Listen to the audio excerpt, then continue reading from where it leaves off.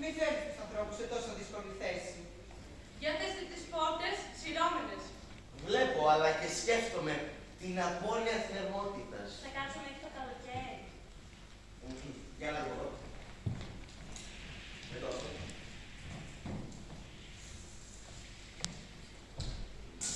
Θα παντρευτείς Άτζη. Μπορεί. Εκείνον που μου έλεγες. Μπορεί. Θα κάνεις και παιδιά. Θα κάνεις. Το ξέρω. Και θα κάνεις ένα δικό σου αγόρι. Και 20.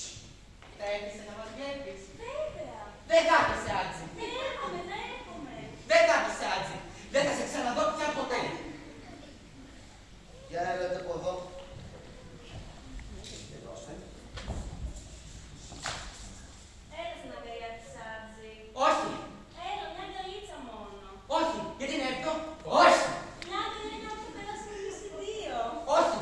Να πας να αγκαλιάσεις τα δικά σου παιδιά. Εγώ έχω δουλειά. Καλά μέσα όλη μου την ημέρα. Πρέπει να πάω να κάνω τα μαθήματά μου. Μα εκεί. Λοιπόν, αυτή είναι η τραπεζαρία σας, γιατρέ. Μάλιστα. Λοιπόν, και κάτι που πρέπει να λάβουμε υπόψη μας όταν θα το διαμορφώσουμε. Τι να διαμορφώσουμε. Δώστε προσοχή. Τι θα λέγατε αν σε αυτό το χώρο κάνουμε ένα γραφείο για εσάς για μια αίθουσα αναμονή για τους ασθενείς σας. Μα στο τρίτο πάτωμα δεν θα γινόντουσαν οι χώροι εργασίας. Μια στιγμή ψυχραιμία. Ο ασθενής εμπιστεύεται τον ψυχιατρό. Σωστά. Γιατί λοιπόν ο ψυχίατρος να μην εμπιστεύεται τον αρχιτεκτονά του. Ναι, ναι. Λοιπόν, αυτή είναι η κάποψη του σπιτιού σας. Εδώ την έχω.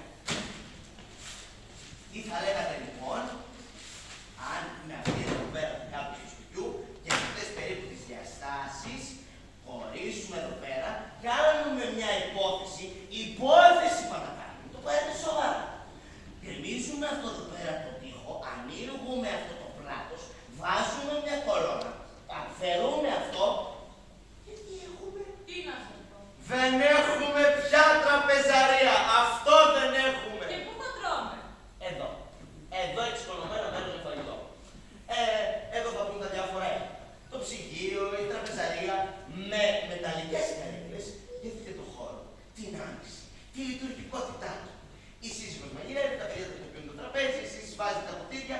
Όλα ωραία. Δημοκρατικές διαδικασίες και όλα αυτά μέσα στο ίδιο σας το σπίτι. Ναι, ναι. Λοιπόν, ας ρίξουμε μια ματιά στη μέρα σας. Κατεβαίνετε για πρωινό. Αυτά, κορφλέξ, μητρέκα, οτιδήποτε τα αρέσει στον καθένα, μωρέ. Μετά, αφού πιείτε και τον καφέ σας, έρχεστε εδώ για να δουλέψετε. Έχετε νοσοκομείο γραμματέα. Όχι, όχι, είμαι μια ταπεινή γιατρό. Θαυμάσια! Λοιπόν, έρχεστε εδώ πέρα. Βάζετε τα περιοδικά σε εκείνο το τραπεζάκι που κάθεται όλοι οι ασθενείς σε αναμονή. Τοποθετείτε μετά στο γραφείο σας τα έπιπλα, βάζετε μουσική στο στέρεο, ακούτε τη μουσική σας και και ξαφνικά τριν, το κουδούνι. Πελάτης. Τον ξαπλώνετε εδώ πέρα, σας λέει τι όνειρο είναι, το γράφετε στο δελτίο και μεταφέρετε. Ξανά, τριν, κουδούνι. Πελάτης, τον ξαπλώνετε στο καναπέ, γράφετε το όνειρο, μεταφέρετε. Ξανά, τριν, κουδούνι. Πελάτης, τον ξαπλώνετε στο καναπέ, γράφετε, λέει το όνειρο είναι, το γράφετε στο δελτίο, φέρετε. Ξανά, τριν, κουδούνι, πελάτης. Και όλα αυτά όλη τη μέρα. Να το συγχαθείς δηλαδή. Δεν καταλάβω.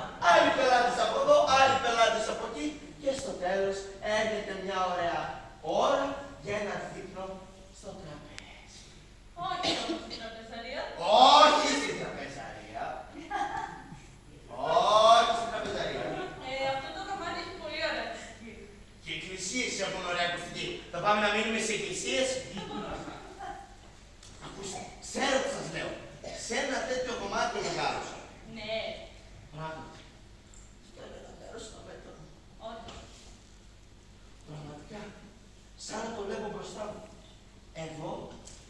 Εδώ καθόταν ο πατέρας μου. Εκεί η μάνα μου. Εκεί η αδερφή μου. Και εγώ εδώ. Ακριβώς εδώ. Όλα μου έρχονται στο νου. Θέλετε να μου μιλήσετε για αυτά.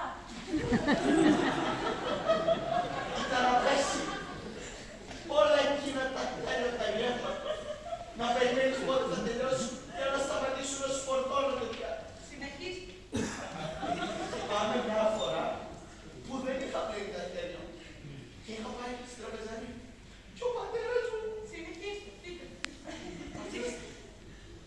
χρειάζεται.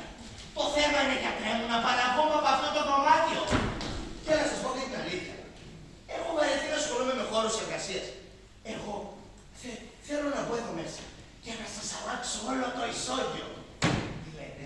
Πρέπει να το σκεφτώ. Ωραία. Σκεφτείτε το. Και θα σας πω τα 5 λεπτά και αφού πάρει την απόφαση, πάρτε το τηλέφωνο. Θα σας στείλω για ό,τι έκανα μέχρι στιγμής και τον λογαριασμό. Αντίο, γιατρέ, αντίο. Καλά, θα σας στείλω κι εγώ τον δικό μου.